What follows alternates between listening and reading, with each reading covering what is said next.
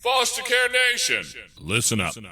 May is National Foster Care Month, and this month we're going to bring some special content to you guys. We know how important it is to spread these messages to people. I just want to challenge you guys, step outside of your comfort zone and help the world realize that there's a lot of problems that they can help solve. Just simply, all I'm asking right now today is to share an episode with a friend. So thanks so much for doing your part to help spread the awareness and bring some more people into the fold of helping kids from hard places. You can forget a lot of things, Foster Care Nation, but never forget this. You're listening to Unparalleled Studios. I sing now. Foster Care Nation, listen up. This is Foster Care and Unparalleled Journey. strength for the powerless, courage for the fearful, hope and healing for wounded hearts.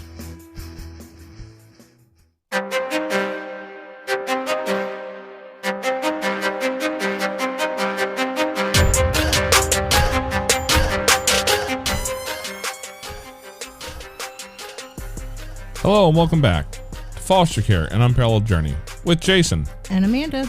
And today we have some special guests. Right now we have sleeping baby, so hopefully she doesn't make a whole lot of noise on us today, because I can't cut that out. So you guys are just going to have to listen to her. She decides to be angry. I can't help that. I can't fix it. So that's the story of my life. But we more intentionally brought on John and Shannon Sorenson. How are you doing today, guys? Good. You guys have quite a story. And our story has some crossover paths in it. We're in a foster and adoptive world, and we've dealt with a lot of the stuff that you guys have been dealing with here lately. So why don't you guys just tell us a little bit about your story and how you guys got into this world? Well, John and I, pretty much right off the bat, when we got married, started to struggle trying to get pregnant. And I think it was probably about a year, and we decided, actually, the whole idea of foster care just kind of fell into our lap. And I was at work one day, and John happened to be, it was Valentine's Day. Yep. And he went to the mall to go look at some gift ideas. And I was at work talking to a coworker, and somehow foster care came up. And during that process, she was talking about a specific organization, and John happened to be at the mall, and they had a display going on that day promoting foster care, and it was the exact same agency. And when we got home, we kind of talked about it, and I said, "Hey, guess what happened today?" And he's like, "Well, you'll never guess what I saw today." And it was almost like it was just meant to be. And we kind of pursued at that point that, let's look deeper into, foster care, and maybe we could become parents like we've always wanted to. And that's kind of how it started.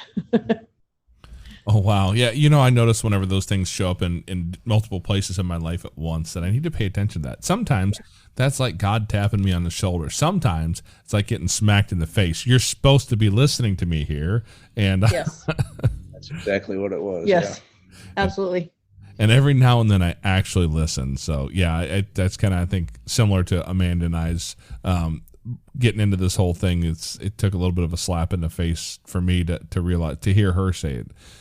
So I'm curious, because everybody knows about, foster moms, and it's all about the moms, and you almost never hear anything about foster dads. So I'm gonna talk to John here just for a quick second, dude. Like where were you on all this? Is this something that you've always wanted to do? Was it part of your own childhood experience, or why was this something that was important to you?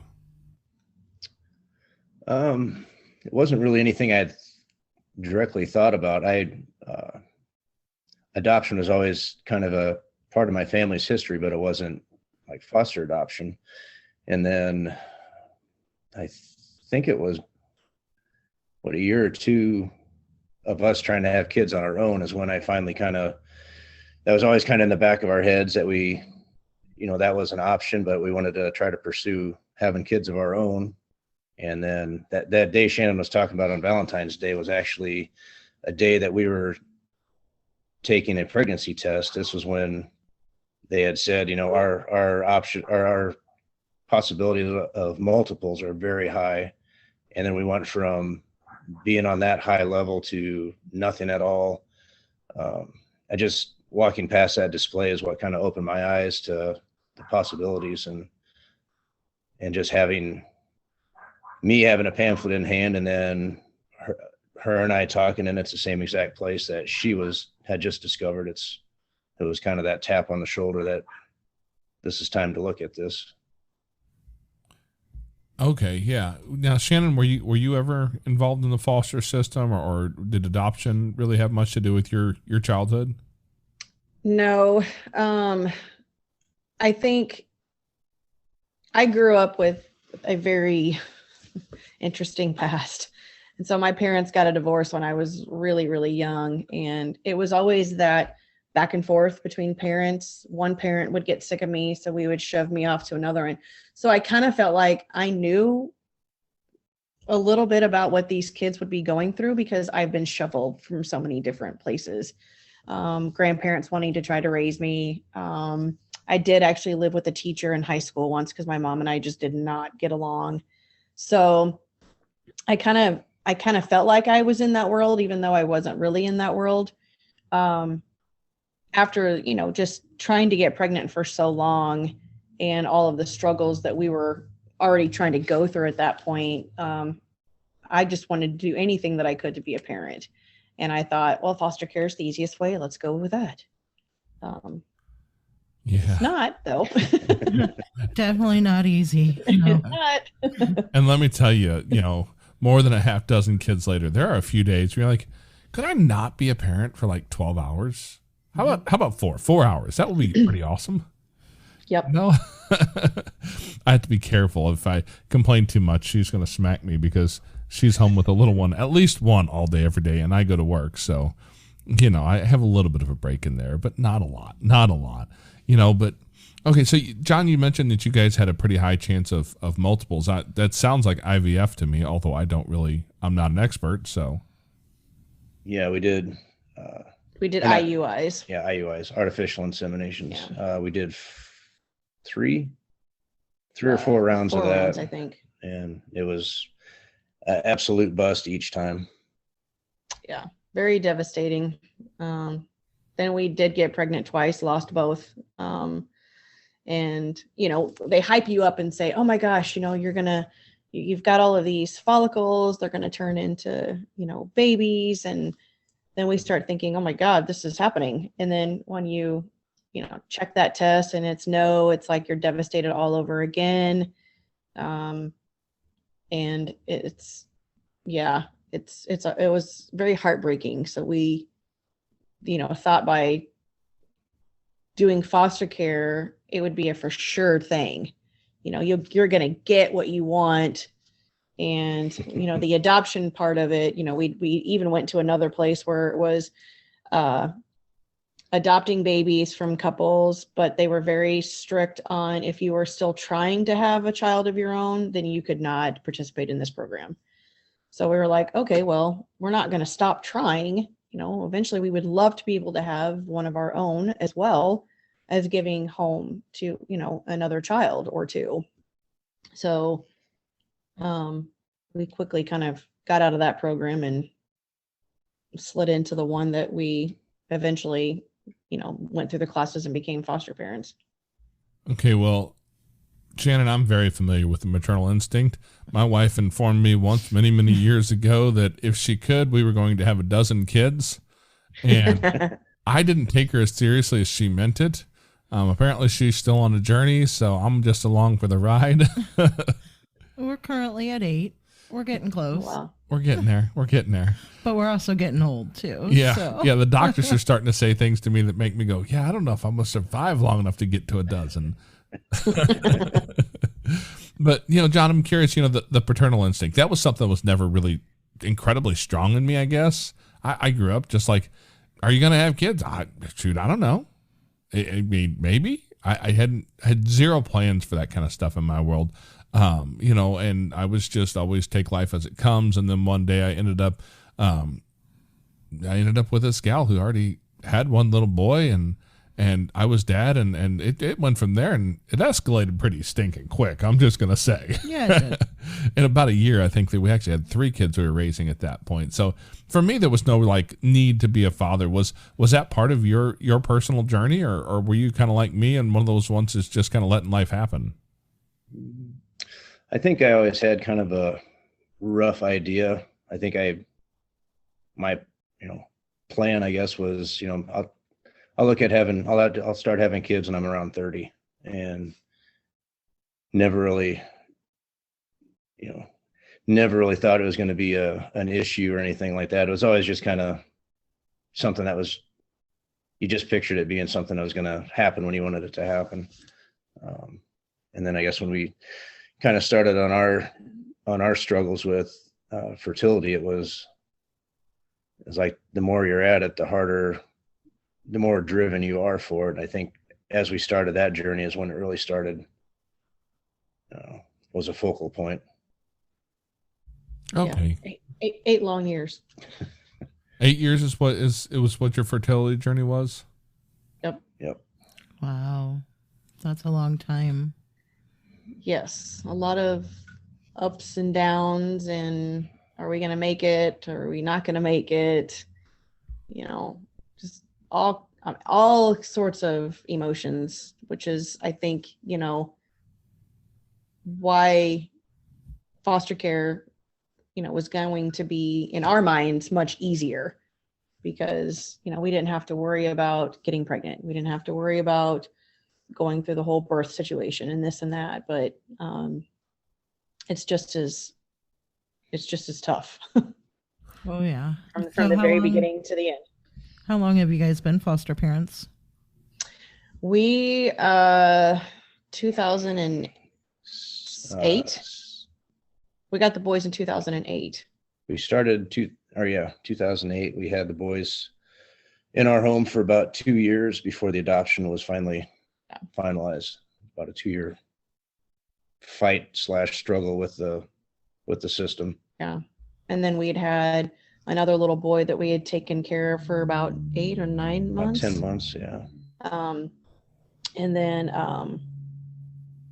that was it. We did emergency placements before we got into a foster adopt situation. We did a few of those. Yeah. Middle of the night calls, and I think the one time we had a family of 5 or 6 kids, siblings, that got taken out of the home, and that was tough because that's a 24-hour max situation for emergency placement. But that's a heck of an evening to have 5 kids dropped in your doorstep, though, for sure. Yeah. I think it was like midnight too, and all they came was with a trash bag full of minimal clothes. Yeah, and I think there was toys. Maybe was there an Xbox or something in there? Yeah, I was very surprised. Out of all the things that they chose or let the kids get, like they made sure they had the Xbox, and there was no toothbrush, there was like none of that stuff, and we couldn't go out and get anything because they showed up at midnight. And I remember John sleeping in the living room with them because we didn't want him to be alone, and I think one of them didn't want to be alone. Mm-mm. And so I think it was the youngest one. Yeah. Slept with. So we slept out in the living room, put an air mattress up, and we're like, okay, we're not prepared for this, but we're going to make this work. We did. Like how it goes. Yep. Yeah, that's kind of how this whole journey tends to be structured, is like we don't know what we're going to face. We know we're going to have some battles here. We know that much. We know we're going to have some struggles, we're going to fight through some stuff, but we don't know what it is. We're just signing up to handle somebody else's emergency. Right. Yep. And so now, were you ever just straight traditional foster parents, or have you always been part of the foster to adopt, route? Foster to adopt. Well, we had. Well, I guess the second little kiddo, he was just strictly regular foster care. He was, the whole idea was to reunify him with mom or another family, which that was the first time that we realized that we're going to have to figure out how to let those feelings of loving this kiddo go and let him go somewhere else. And that was not at all something we were prepared for. We thought we were going into it. You think, well, we know up front this isn't going to be an adoption situation, and But you don't expect it was heart-wrenching seeing him go. Yeah, you don't expect the bond that you end up getting with them, and then 10 months later you're like, holy cow, you're not waking up in your crib every morning like you used to, and your cute curly hair isn't greeting me in the morning when it's all crazy and you got to figure out what to do with it. And I think that was a huge eye-opener for us, was like, man, I don't know if I can emotionally handle letting them go back. We can't take them all. Yeah, it's really hard to explain to people how you can grieve a child that's still here. Mm-hmm. Not many people can do that. It's definitely been a challenge for us. Some more than others. There were, one little guy, when he left, we took all the kids and we just left for a weekend because we just couldn't handle going back home and seeing all of his things that, they didn't want us to send with him and all of that. It's hard. Very much. Baby Carl is now tattooed on my chest over here. The one she's talking about. There's a couple of the kids over here. Yeah, it's you guess we all grieve in our own special way, but it's been difficult to figure out how to do that sometimes. And like Amanda mentioned, there's a couple kids that when they left, we kind of like, wow, that was a challenge. I'm looking forward to some peace for a minute. We've had a couple of those kids. We had one particular kid who was a teenager, and the only teenager we've ever taken in, and that particular one, he had to leave our house for his own safety because my teenage boys and he were about to figure out how to build a ring and go all UFC in the middle of the living room, and so and they weren't going to follow any of the UFC rules. I think eye gouging and all that was going to be legal. It was a safety sort of thing, but that's, nobody expects that they're going to be as affected sometimes by certain kids as you are. And then that's the thing, is some of them were really hard to let go. Some of them, they went to a good placement, and I was happy to see them get to where they needed to be. And like I said, a couple times you're like, whew, that was challenging. I'm glad that's over now. But you do the best you can as you go through this. So what does your family look like now? How many kids do you have in your house? We have Hector and Luis, which are our adopted boys. And then we have Gabriel, who is our biological. So Gabriel's 7, Hector's 14, and Luis is 15. Yeah. So and they came smack dab in the teens. Yeah. Yep. Yep. Oh, so difficult some days. So Shannon, difficult. I understand that sound you just made. It's not a word. I don't think you can spell it, but I understand that sound very well. And I guess I forgot. We did have a girl. We did have a teenage girl. We did respite for 2 teenage girls one time, and there was something about the one girl that was just like, she just resonated with us. And the boys were little, and she was aging out. Yeah, she aged out of the system. So it wasn't technically a foster placement, but we wanted her. We took her in because she had aged out, and I think Shannon and I both felt, she was not prepared to go out on her own, and we kind of took her in, and that ended up being a kind of a challenging ending with that situation. So that's one, like you were saying, I'm glad to maybe see you go out in the real world and see if you can figure it out. Yeah. Teenagers have their own special breed of difficulty. And I think we're all wired for something. You give me an addicted newborn, we're good. Get out of my way. Yeah. And some people, we have some friends of ours in our county here who are like, they take in teens intentionally. And I'm like, wait, on purpose? Like, that's what you do for? And she looks at me one day and she's like, I'm amazed by people like you and Amanda who can handle these little ones like this. I'm like, what are you talking about? They're so much easier, but she's wired for teens and we're wired for little ones. So, right. Yep.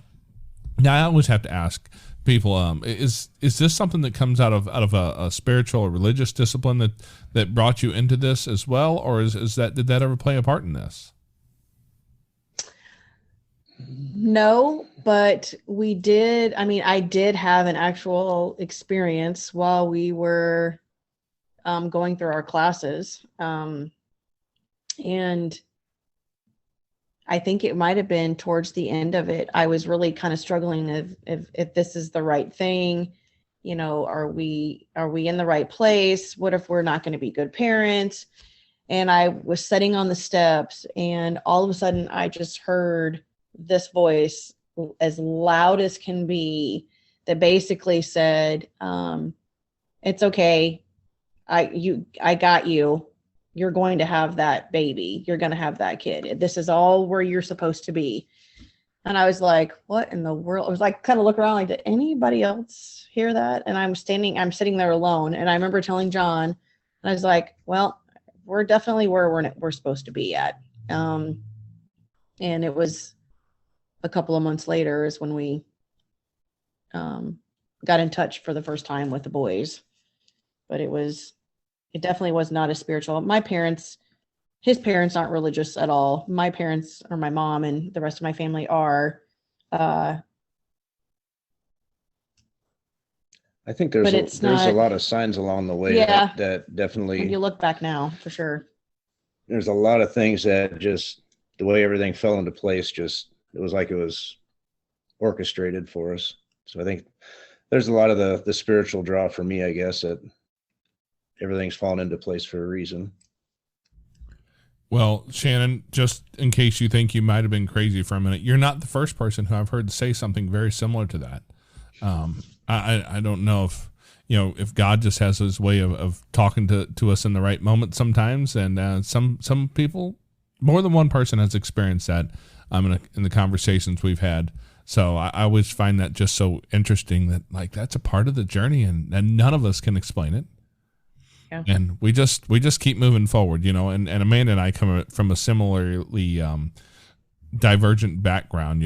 I came from an experience that had a lot of religiosity in my upbringing, and Amanda's family, they were I guess what you call the CEO Christians, Christmas and Easter only. And that's only if they happen to be with great grandma, and then they would go to church on those days. But yeah, so we come from a totally different background as well. And it's led to interesting places along our journey.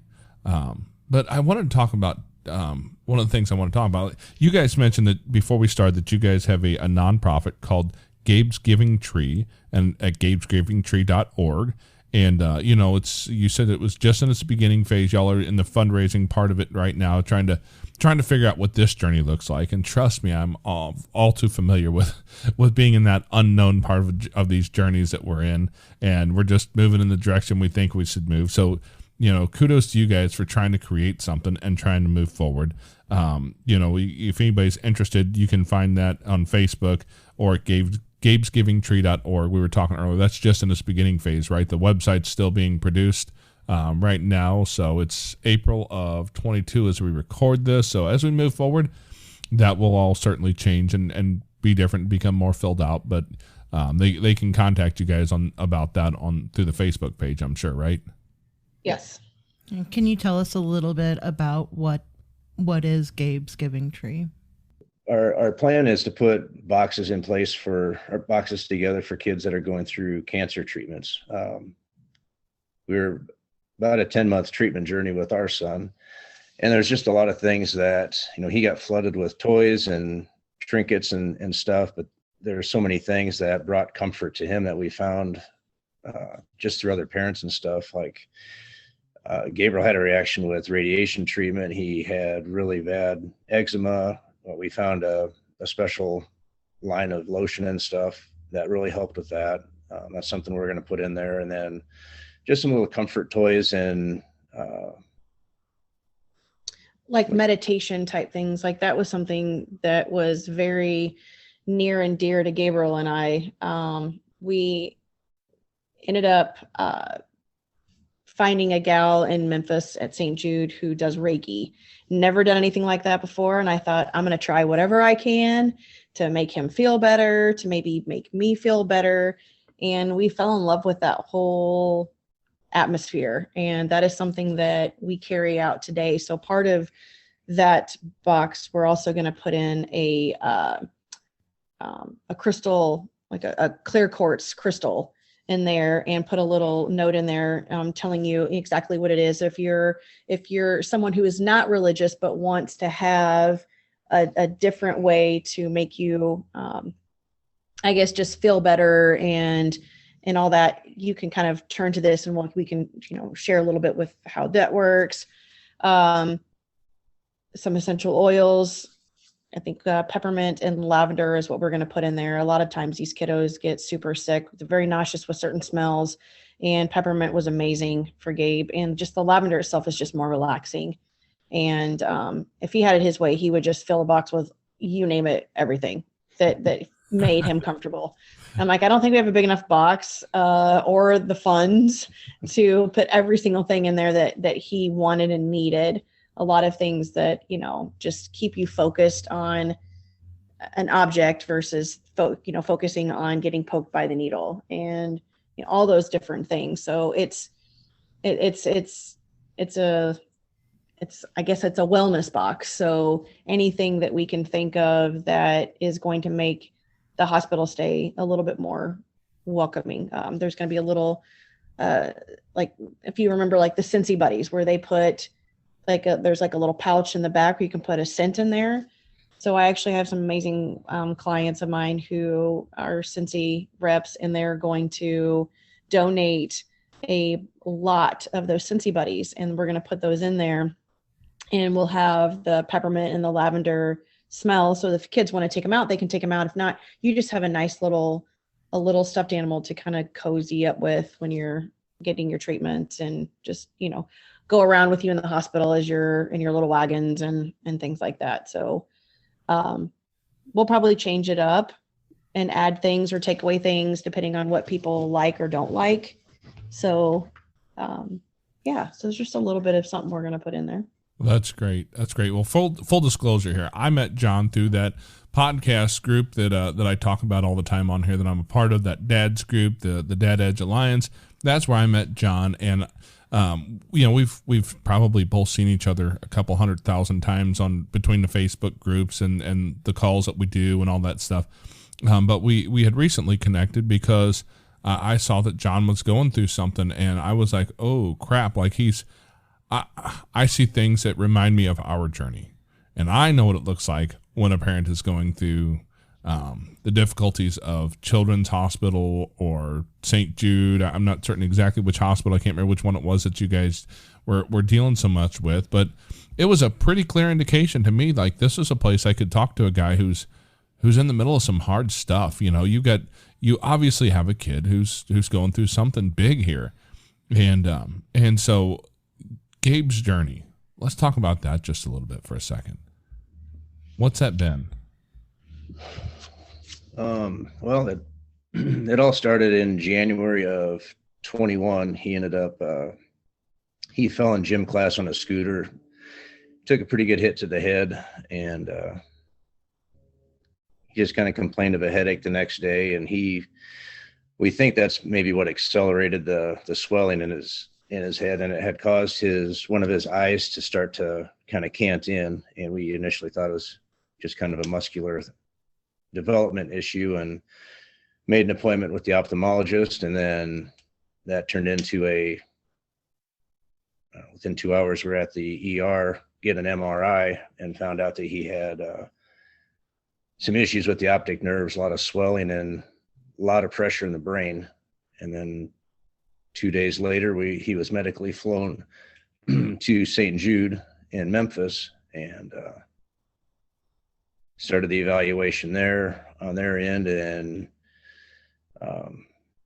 just kind of assessed the situation. It was a very rare tumor. I think they said there's only been about 12 or 13 cases like his. So Shannon's cousin is a doctor at St. Jude, so she was the one, because we were just devastated. We didn't, we were in shock. And she's the one that spearheaded the whole thing with getting him there, getting the referral and stuff from the doctors, and getting us taken care of there. And it was just a whirlwind after that. We did 2 months worth of surgeries and treatments, and then got about a 4-week break, and then came back. And then they did an MRI to see how the initial treatments went. He did a kind of an experimental treatment where they did chemo in the morning that was supposed to help make the cancer cells more receptive to the radiation. And turns out that was like a picture perfect scenario there. It had shrunk to where instead of the blood vessel going through the tumor, it was shrunk enough to where it was just over the top of the tumor. So they were able to remove about 98% of it. And then he did four more rounds of, it was a 28-day treatment cycle with 3 different types. I think it was 3 different types of chemo, 3 days, 3-day break, and then another chemo treatment. And then it was a 3-week break, just for his system to go through and kind of recover for the next round. Dude, so. Everybody's seen the commercials for St. Jude. So when you hear the name, you know what that is, right? And the moment of finding out your kid's getting onto a helicopter to go to St. Jude's, that had to be horrible. Yeah, it was double hard for me because of COVID. It was just Gabriel and Shannon that could go. So I had my sister-in-law ended up driving me because I wasn't in any shape to drive. So while they were in the air, I was driving on the way there to meet them. So yeah, it was hard. Yeah. We had to say goodbye to the boys in the lobby of the hospital because they wouldn't let them come up to his room or anything. And so that was difficult because, Gabe, I don't think really understood what was going on, but the other 2 knew that, something's not right, but we're not sure, what the extent of it was. And to have to say goodbye and not know when we were going to see them again was really, really hard. And our boys, they didn't take it very good at all. And I think that's where we started noticing a lot of issues once that happened. Gabe and I flew there, and then we got lucky, and my mom surprised and brought the boys up. I don't know, it's like maybe 2 weeks. So we were at St. Jude for maybe 2 weeks. We hadn't even really started any treatments yet. So we thought that was a good time for them to come up and be able to see Gabe before everything really started happening. And then they didn't see him again until the middle of March. So January to March, they didn't have each other, and they've been in each other's lives since day one of Gabriel being born. So that was very difficult to watch. Very. Wow. Yeah, those are the hardest moments in life. How far are you guys away from St. Jude? Was that a long 11 hours? 11-hour drive. Okay. So we fly every time we go back. That's got to be one heck of a long drive, John. If you're anything like me, well, I know you said you had somebody driving you. If it had been me, it would have probably been about a 6-hour drive, and 17 tickets, but 6-hour drive. I could pull it off. That's why it was best I had somebody drive me. Yeah. Wow. Yeah, that's hard stuff, man. In the midst of all that, because what you told us so far, with the infertility journey, number one, like that's almost a decade's worth of a fight there. Yeah.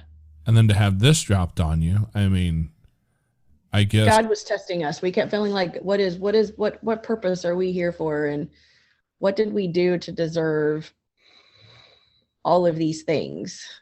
It was just like, pouring down. I know you said the other boys didn't handle it very well. What do you mean by that? What did that look like? Luis is our oldest. Him and Gabriel were always very close. They had a very tight bond. I think it was just the sudden, 1 minute we're just going to go get his eyes checked, and the next we're planning to be gone for we don't know how long, and just the uncertainty. They had Shannon and I were both there 11 hours away, and they're bouncing back between grandmas and aunt and uncles, and I think their world got changed and turned upside down, just like Gabriel's did.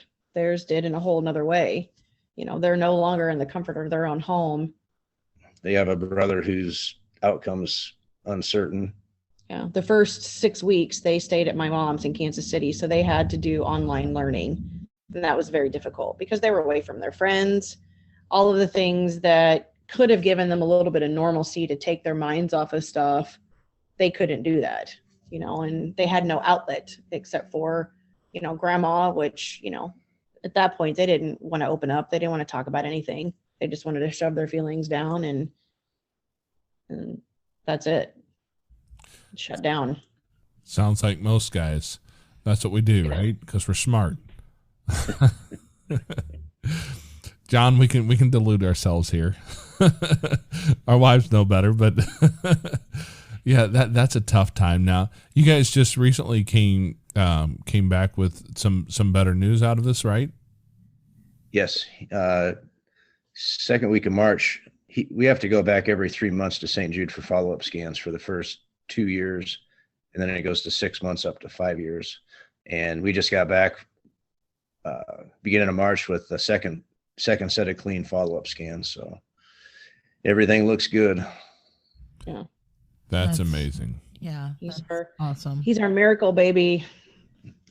Just surviving like infertility and miscarriages to our rainbow baby to now our cancer-free baby.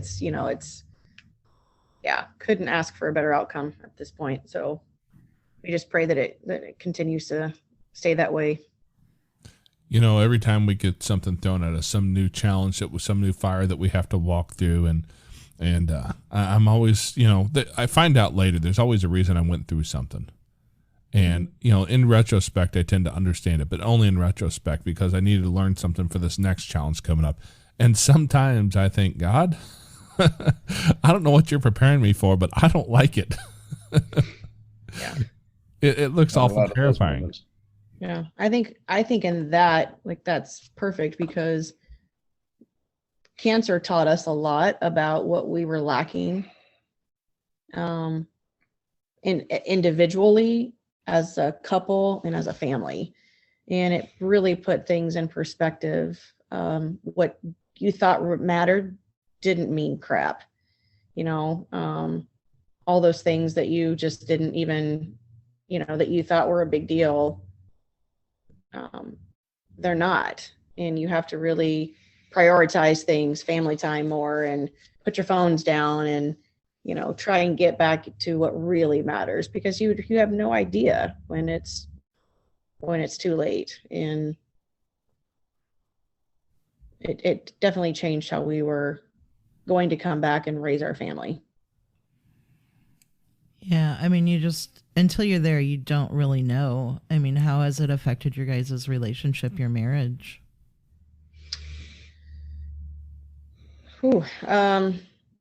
For me, it was I leaned on him more than I ever did. When Gabe first got diagnosed, the day before he was supposed to get his biopsy, I went to go actually visit my cousin and my sister. So I took the car that they drove up with and I drove to my cousin's house. And as soon as I got there, all of a sudden I started feeling kind of crappy. I'm like, what is going on? And it's like, the more we were talking about what was happening, the more my body was not reacting very well. It was responding very crazy. And my cousin's like, oh, you're probably just hungry. Here, eat some grapes. And I said, I don't feel good. Something's not right. And with her being a doctor, I said, do you have a blood pressure cuff? I really would like to see where my blood pressure is right now. And it was not good. So I laid down for a little bit. Long story short, eventually I felt good enough to try and go back to the hospital, and they drove me back.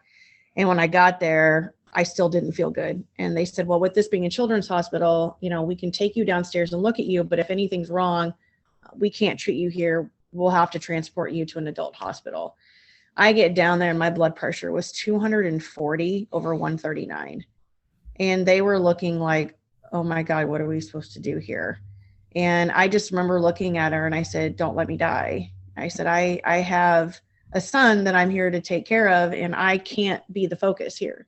And so it was probably 6 hours I was alone downstairs in the ER, and I eventually had to be transported to an adult hospital. And John came and picked me up at 5 a.m. and Gabe's surgery was at 7:30.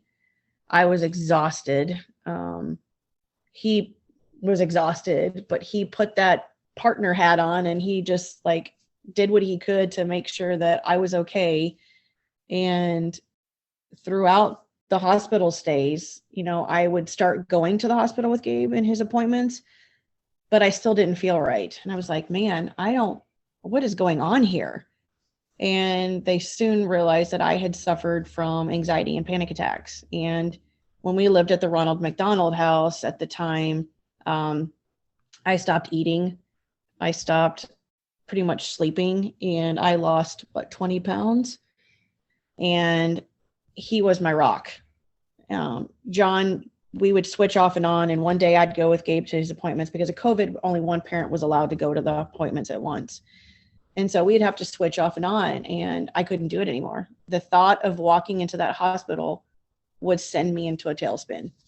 And it was probably until we got back, well, it was his last radiation treatment. I said, I am bound and determined to go. And I made it, and Gabe held my hand that day. I'll never forget. He's like, you can do this, mommy. We got this together. And he held my hand, and I was like, okay, I'm doing it for you. And to me, it was a true test of what a marriage was all about, because it could have tore us into a million different pieces, which it already was. But he understood what I was going through, and he laid there with me. He comforted me. He supported me in every way I can, even though he was breaking down into a million pieces inside as well, but he couldn't show it. And I felt guilty. I felt really bad for a really long time because he wasn't able to unleash his feelings, his emotions, because of what it was doing to me. I think now, even after the fact, we are stronger than we've ever been. We've gone through so much, from infertility to foster care to adoption to a biological to cancer, and we're still here. And, a lot of people would have been divorced, gave up on the situation. And for us, it drew us closer together.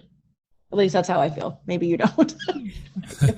It's definitely made us stronger. I think we took the perspective of, we've got to take a bad situation and learn from it and evolve. And I think we've definitely evolved into a stronger couple. Yeah. I mean, we've had our challenges, no doubt. But we always tell each other that we couldn't imagine going on this journey with anybody else. Like, God handpicked you and me for a reason. Just like we've always said that with our boys. Even though they're not biologically ours, they were handpicked just for us, because one is just like me and the other was just like him, which is not always good. I was just thinking about that in our own situation. Yeah. John, I got to ask, because, when we walk through our journey with our daughter and all the time in Children's Hospital, and I kind of had the job of that role as well. I used, one of the highly technically advanced techniques of dealing with those emotions called drinking whiskey.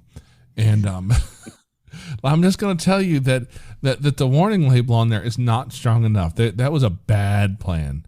It took me a while to figure out how not to do that anymore, and to walk through those hard times without that kind of a crutch. How did you get through that and be able to be there for Shannon that way? Ooh. It was tough. There was,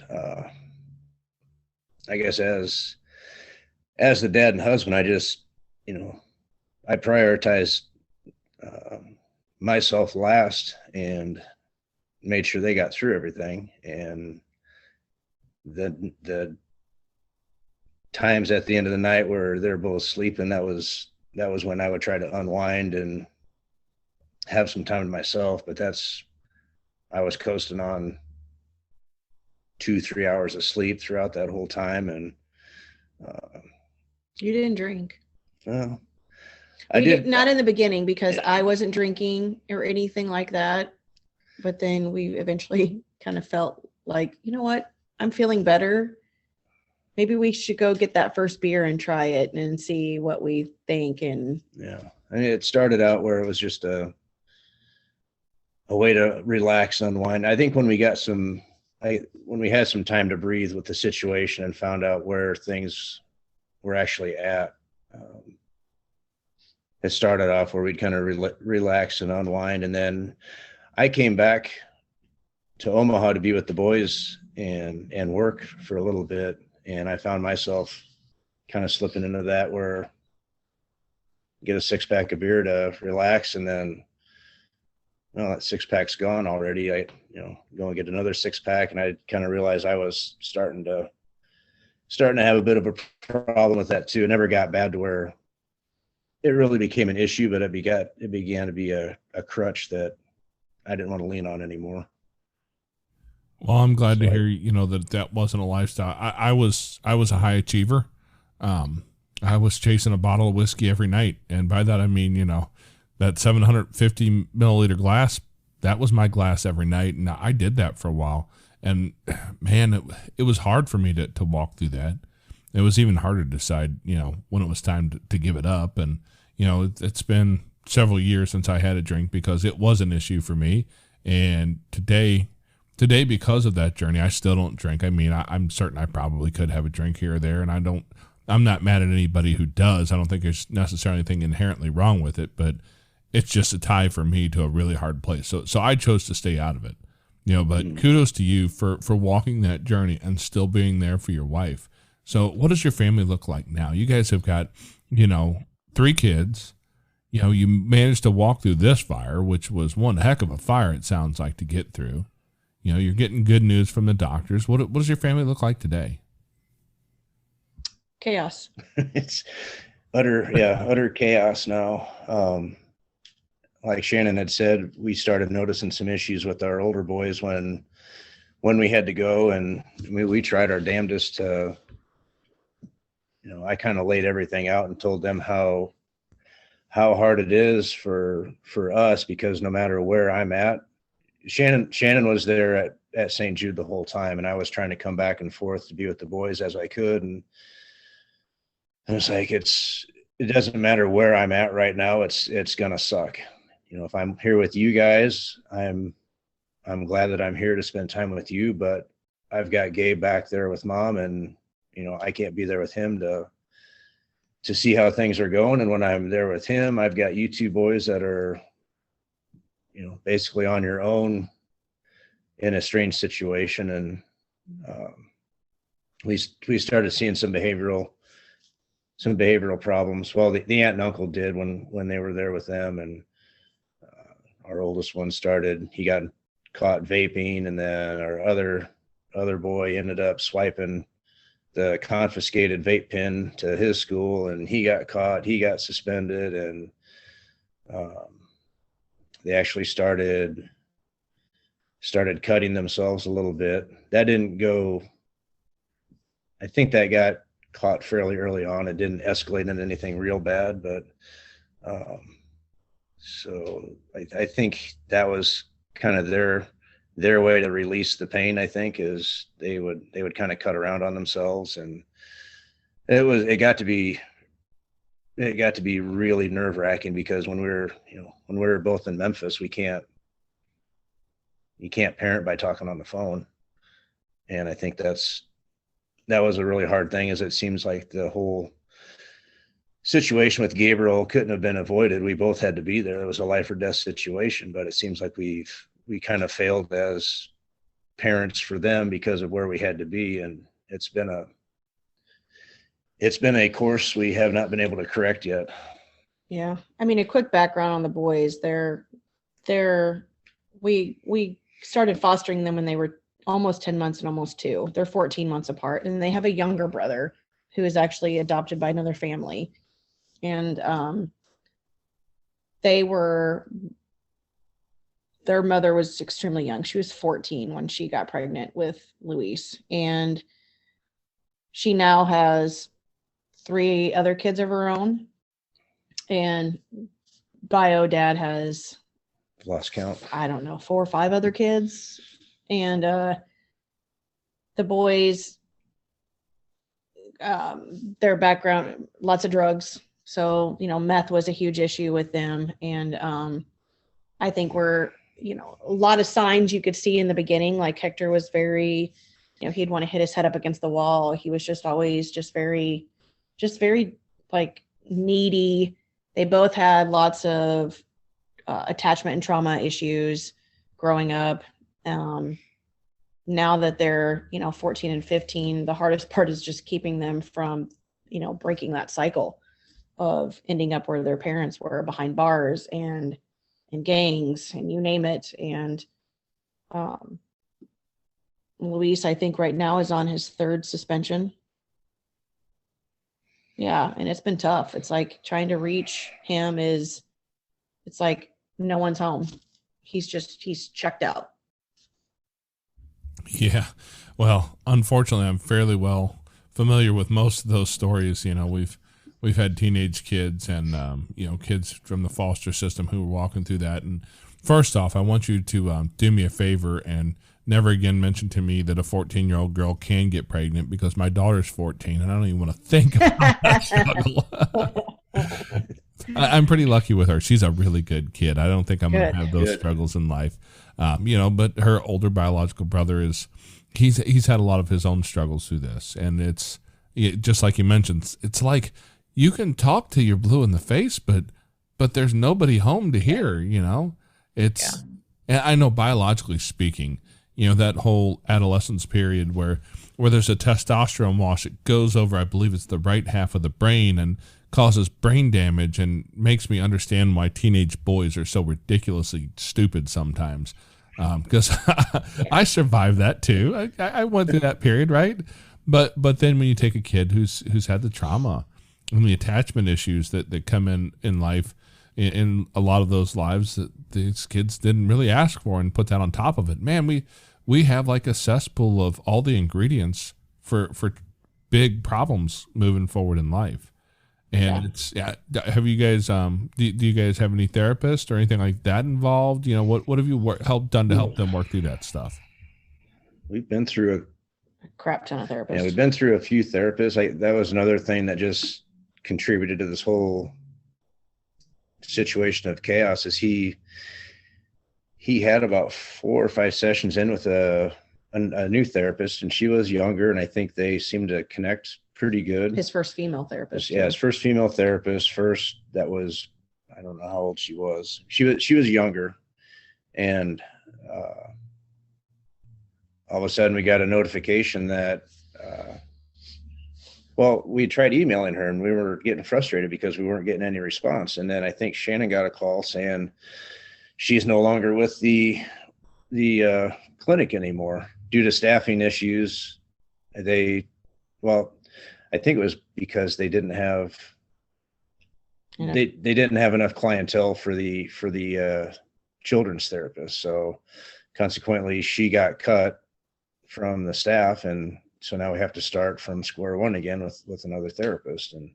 But his biggest problem though is, all the therapy that we've given him, he doesn't want to open up. He sits there and just says nothing.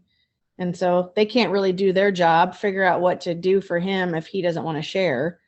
And that's been his thing, where if he wants to get at you, he'll just shut down and not talk. He's just like, whatever. What are you going to do to me? Whatever. And so that has always been like, well, why am I going to waste my time? Why are we going to waste our time taking off work, getting our schedules all together, if you're not going to put in the effort, if you're not going to put in the work too? And, it would get super frustrating. We're now at the point where we are looking at alternative placements. It's like a home for troubled youth Yeah. type of situation, just because He's I think Shannon and I came to the conclusion here that we're just unfortunately not equipped with the tools we need to try to get him the help he needs. And everybody looks at you when you talk about that kind of stuff, like, Yep. like you're, there's something wrong with you. You're the bad parent. And let me tell you, Amanda and I are going to be the first ones to go, been there, done that. Thank God I'm not the only one. We have walked through some of those deep waters, that real difficult stuff. And we one of our younger kids, he's got that dissociator mentality in him. That's, where he just shuts down. And fortunately, we spotted that a little bit early, and we've been working him through a couple therapists actually right now. I don't know if you guys have ever messed with it. One of our earliest interviews was with a gal whose name I'm forgetting right now. I can see her face. I'll think of it like in an hour from now. It'll pop into my head. But she worked she did a equine therapy program. And it's something that we recently found, and we have one close by, and we've just started. As a matter of fact, we're recording this on Sunday. So in 2 days, Turtle gets to actually ride the horse for the first time in 2 days. And he's super excited about that. But for him, the connection with a horse, it was weird to watch him. Like, I'm like, okay, this kid has said more to this horse than he ever did to me. Like, he's in a place where like that's something that he feels comfortable in, and that's been super powerful for us. So for anybody listen who's going through these struggles, right? Like, if you have that available around you, I would always look into that. The one cool thing about this program that we're trying to get him in is it's a 4-H. Like, in the summer, they have a 4-H program. And so all the kids get to choose a calf or a sheep. Mm-hmm. Is that what it is? And they get to raise them. They get to show them. They get to do all these things. And I thought, well, that's an amazing responsibility right there, because you don't have any. Like, you barely take care of your dog when you say you're going to. And we have chickens, and they don't take care of the chickens. And so we thought, I like this. I like the idea that you're going to teach them these things that I can't teach him, and see if this actually makes a difference and something clicks in there, and go, you know what? Wow, I am having to have responsibility for this other life and nurture it, love it, all of these things. And I do believe there is a place like that here. I know a lot of kids with special needs ride these horses, if I'm not mistaken, here in the Omaha area. Well, as I understand it, the equine therapy, the beginning of the whole thing is that horses are prey animals, right? And so they're really good at reading body language and whatnot. And the long-term goal is really that they begin to figure out that their job is to calm this horse down. And they learn how to use their body language, and they learn how to calm this animal down a little bit when it feels a little bit scared, a little bit upset. Because, I mean, quite frankly, if it's an 1,800-pound horse, you better hope that sucker's a little bit calm. And so as they're learning this, that they eventually, somewhere along that journey, hopefully realize that, oh yeah, like, I'm actually controlling my own emotions here. Mm. And there's kind of a feedback loop there that's really valuable. So we're really hopeful for that. But when you get to that point where you're looking at potentially having to find some alternative placement stuff, like that's hard stuff. I mean, to be the one who says, oh yeah, she says a lot. Sorry guys, but baby woke up, as you can tell. But to be the one who has to stand back and say, hey, there is stuff here that I can't handle. This is bigger than me. And it's not that I don't love this kid or I don't want the best for him. It's just that right now I'm not the best for this kid. That's hard. How have you guys worked through that? Do you have your own therapist? How about that? That's an important question. We don't. I don't know if we've ever really, like, I have a lot of friends that say that too. Like, I don't know if you've actually really like gone through the whole emotions with Gabriel, much less all of this stuff with the other kids. And I don't internalize it. I'm a pretty open book. He typically does, but that's the one thing that we try to do is we try to communicate, like, whether it's good or bad, tell me what you're thinking. Let's figure this out. And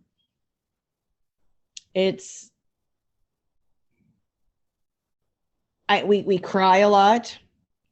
I think in the beginning of it, we thought we were awful parents to even think about putting them into a program.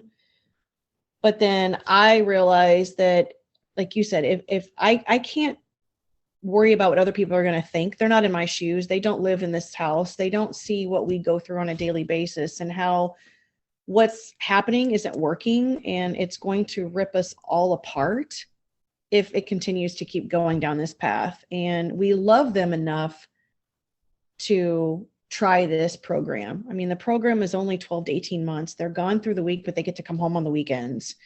And we're still the family, regardless. We're not shoving them off to let someone else raise them. We're trying to see if they can learn some of basic like life skills that we're not able to teach them, or it's because mom and dad are nagging at us or whatever. But if it's coming from somebody else, then maybe it will, click.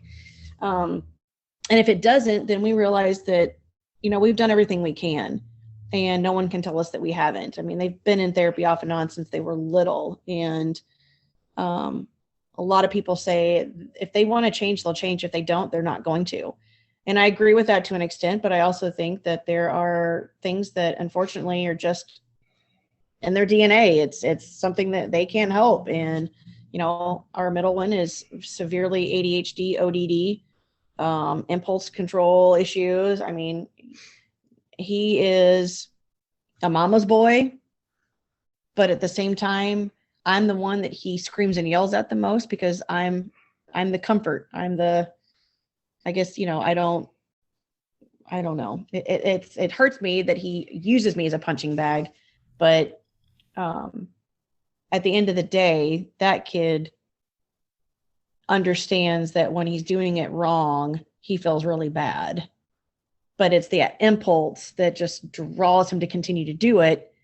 And it's too late. And then he's like, I'm sorry. They understand. They don't like it, but they understand that things can't continue to keep going on like this.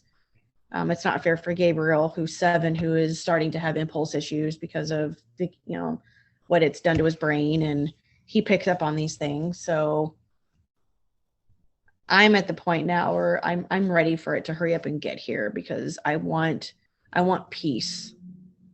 I want to feel comfortable in my own home again. And that's how I feel. I know it's different for you. I've never said this to anybody else. This podcast, I've talked about Dr. Tom a lot, and I always say, and I'm not sharing his info because I don't want you people to clog up his schedule so I can't see him, because Amanda and I have known Dr. Tom for about 4 years now. Yeah. And Doc Tom, he is my genius that has helped us walk through a lot of these deep waters. And offline somewhere other than in front of all the listeners, I'd be more than happy to share his information with you guys if you are interested, because he does virtual visits and it's been incredibly helpful for us. So I will offer his info if you guys are interested, but just not to all the listeners, because again, you guys can't all clog up his time. I need an hour here and there, and so but yeah, it's been wonderful for me to have somebody to talk to and to be able to share my feelings, because there's times where I don't like my child. Mm-hmm. And that's a pretty horrible feeling as a parent, and to admit that to somebody, and especially when you're the one that's the punching bag, right. I totally understand it. It's a very hard place to be because you love your child but you don't like who they are. Right. And I think that's something too that we realize that, I'm in a pageant in August, and my first ever at 46, and my platform is about the childhood cancer and what it does and how it impacts not just the patient, but the family as a whole. And I don't think that's something that we ever prepared ourselves for, is cancer screwed with them just as much as it did Gabriel, or just as much as it did with us. And looking back in some of the things, and we saw some of journaling of our kids, and one of them just feeling like I don't know what I would do if we lost him, and this is really messing me up, and suicidal thoughts. Actually, while we were in Memphis in December, our oldest, our oldest had, actually, after we just got the news that Gabe's scans came back clear, we were told by him on Messenger while we were talking on the phone to his John's mom that he had just taken 20 pills. And I was like, what? Like, you're lying. And long story short, he ended up having to go to the ER, just have them check, make sure everything's okay. And then he had to get checked in for observation at Boys Town. And that's when we decided this is bigger than we thought this was. And we are not equipped to handle this. And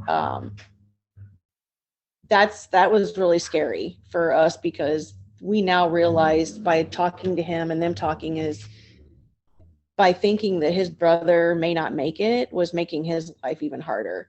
And he had lost a friend who had committed suicide during COVID. And then all of a sudden his bio dad was entering into his head, and he had so many different emotions that he wasn't sure what in the hell he was supposed to be doing. And I think that's something that we all kind of forget about is, you know, we all go through our own personal hell, and they're going through it in the teenage stage, not knowing how to, you know, how do I communicate this to you that I'm feeling this way? You're ticking me off. You're always bugging me about this. You're always nagging me about that. Homework here, like, you know, just leave me alone type thing. And that's a huge struggle, I think, where a lot of us parents don't realize, you know, these kids come with a lot of baggage, even from being little. They start getting older and they start wondering, why did my parents not love me? Or what is this? And how do we make it better? And these are things that I don't know if they'll ever figure out or feel better about with anything, at least where they are right now. So it's tough. Yeah, Super tough. It's always hard. You know, I got up one morning many years ago, and I had a notification on a YouTube video, or on my YouTube app on the phone, said that I had a new comment or something. I'm like, huh? And I went and looked, and it was somebody encouraging me not to commit suicide. And I'm like, huh? And because I've never been suicidal. It's not in my world. And I did a little bit of research, start looking, and finally find the comments, and it was on a video of a particular band's video, or I think it was some song. And I'm like, oh, I know who listens to that. My son was on my computer, and he left a comment on a YouTube video somewhere, and I found it, and I'm like, oh crap. Like, and that's how we found out that he was dealing with some suicidal ideation. And that was a kid who didn't have childhood trauma like that. He was a kid who came into our life biologically. And, you know, so that took some work, and we worked through that, and we've since dealt with it with more than one kid. The suicidal ideation, cutting's been a big thing in our house as well. And so we've had to walk through all that, and we had no clue that it was even starting at that point, you know, and how much more complicated is it when you throw some of these complex trauma issues on top at the beginning. You know, the loss of first family is always one of those traumas that's in there, but whatever it was that caused the loss of the first family is oftentimes another great big trauma piece as well. And so it's just so difficult. Trauma is such a sticky wicket for us to look at and try and figure out how we're going to deal with this. And so, you know, I totally understand what you guys are going through. I want to say that out loud. And anybody listening to this who thinks, oh, I don't get it, like it's not that complicated. All I can say to you is please stop talking and start listening, because this stuff is super hard. It's super difficult. And I don't know about you guys. Yeah, we had some training classes before we began fostering.